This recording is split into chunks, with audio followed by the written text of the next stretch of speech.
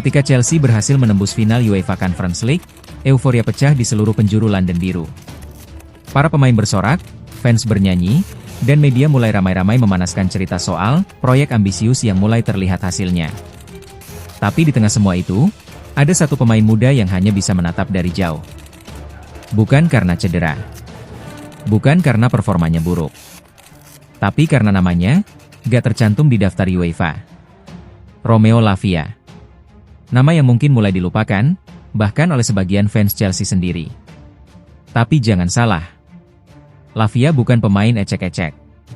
Dan ceritanya adalah salah satu yang paling menyedihkan musim ini. Lo tahu gak, Lavia cuma main satu kali musim ini. Satu pertandingan. 32 menit. Selesai. Dari ratusan sesi latihan, puluhan pertandingan, dan rencana besar yang udah disiapin musim panas lalu, semuanya berakhir cuma dalam setengah babak. Tapi untuk ngerti kenapa cerita Lavia begitu menyakitkan, kita harus tarik mundur sedikit. Kita harus ingat siapa Romeo Lavia, dari mana dia datang, dan kenapa Chelsea rela keluarin duit lebih dari 50 juta pound cuma buat dapetin tanda tangannya. Lavia itu bukan jebolan akademi sembarangan. Dia dibesarkan oleh sistem di Anderlecht, sekolah yang sama yang melahirkan Vincent Kompany. Pemain bertahan yang berpikir seperti gelandang. Dan di sanalah Lavia ditempa. Pemahamannya soal posisi udah di atas rata-rata. Ketika pemain seusianya masih bingung cara buka ruang, Lavia udah jago nutup celah. Talenta seperti ini gak butuh waktu lama buat nyebar. Manchester City langsung gercep. Mereka tarik Lavia ke akademi mereka, dan dalam waktu singkat, dia nyaris tembus tim utama. Tapi City terlalu penuh. Dan Guardiola tahu, kalau pemain ini cuma duduk di bench, sayang banget. Lavia pun dilepas ke Southampton. Dan disitulah dia benar-benar meledak. Di usia 18 tahun, dia udah jadi gelandang utama. Lawan siapapun dia gak ciut. Ngadepin Liverpool, Arsenal, bahkan City, dia tetap berani duel. Operannya tenang, intersepsinya tajam, dan pembacaan ruangnya udah kayak pemain matang. Waktu Chelsea datang, semua tahu ini investasi jangka panjang. Mereka butuh gelandang bertahan yang bukan cuma kuat secara fisik, tapi juga cerdas secara taktik. Lavia cocok semua kriteria. Bahkan banyak yang bilang, dia lebih cocok main bareng Enzo dibanding Caicedo. Tapi disinilah sepak bola kadang kejam. Lavia datang ke Chelsea dengan semangat tinggi. Dia tahu persaingannya berat.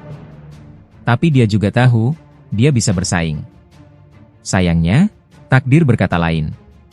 Cedera menghampiri. Bukan cuma sekali, tapi berkali-kali. Mulai dari otot, engkel, sampai masalah pemulihan yang gak kunjung selesai. Dia absen berbulan-bulan. Dan ketika akhirnya fit, musim udah berjalan terlalu jauh. Dan lo tahu aturan UEFA? Klub harus daftarin skuad mereka sebelum fase grup dimulai. Nama Lavia? Gak dimasukin. Karena waktu itu, dia belum bisa dipastikan kapan pulih. Chelsea lebih milih daftarin pemain yang bisa langsung bantu tim. Nah, UEFA juga punya list B. Itu semacam daftar tambahan buat pemain muda. Tapi ada syaratnya, lo harus udah 2 tahun di klub. Lavia? Baru gabung. Belum cukup waktu. Hasilnya? Gak masuk list A, gak bisa masuk list B, alias, gak bisa main sama sekali di kompetisi Eropa musim ini. Dan bukan cuma gak main. Kalau Chelsea juara, Lavia gak dapat medali. Iya, serius. UEFA hanya kasih medali buat pemain yang terdaftar resmi. Mau lo latihan tiap hari, mau lo ikut rombongan final, mau lo sorak-sorai dari bangku cadangan, kalau nama lo gak ada, lo dianggap gak ikut berkontribusi. Ini gila, kan? Tapi ya begitulah aturan. Kadang terlalu kaku sampai lupa sisi manusianya. Coba lo bayangin diri lo di posisi Lavia. Lo datang ke klub besar dengan tekanan besar. Lo cedera panjang. Lo pulih. Lo ikut latihan lagi. Lo fit.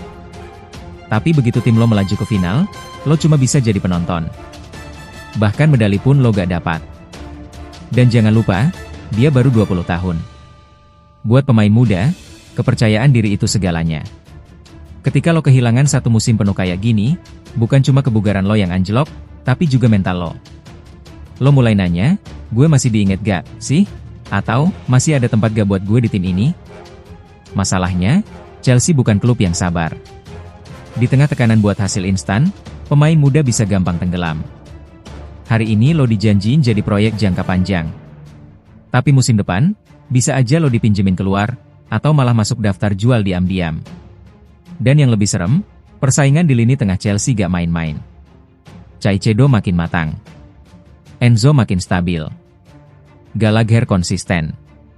Dan jangan lupakan Chukwuemeka, Ugo Chukwu, sampai Cesar Casade yang kapan aja bisa bersinar.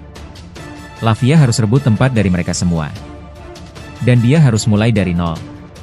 Bahkan dari bawah nol, karena dia belum sempat buktiin apapun musim ini.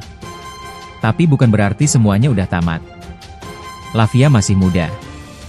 Dan dia punya bakat yang gak semua orang punya. Musim depan, dengan pelatih baru, dia bisa mulai lagi dari awal. Chelsea bakal main di lebih banyak kompetisi. Rotasi bakal lebih banyak. Dan kalau dia bisa manfaatin 5-10 pertandingan awal dengan performa konsisten, semuanya bisa berubah. Fans Chelsea mungkin udah lupa seberapa bagus dia. Tapi dunia sepak bola selalu suka cerita kebangkitan. Dan kalau Lavia bisa jadi bagian dari kebangkitan Chelsea musim depan, dia bakal dikenang bukan sebagai pembelian gagal, tapi sebagai pemain yang sabar menunggu momen dan membalasnya dengan luar biasa. Sekarang, dia cuma perlu satu hal, kesempatan. Dan ketika itu datang, dia harus siap. Gak boleh grogi, gak boleh lambat panas. Karena waktu gak akan nunggu pemain yang ragu-ragu. Romeo Lavia mungkin gak dapat medali tahun ini.